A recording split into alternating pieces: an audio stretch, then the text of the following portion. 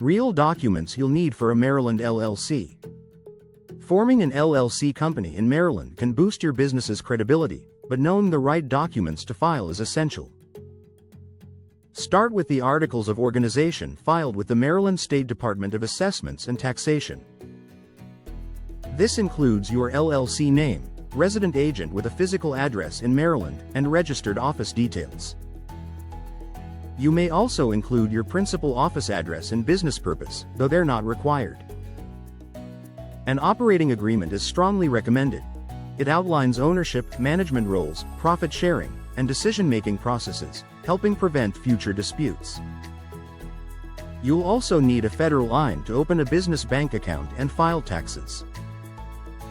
Many businesses must secure proper licenses or permits, and all LLCs must file an annual report or personal property return by April 15th each year to stay compliant. A trusted resident agent ensures you never miss critical notices or deadlines.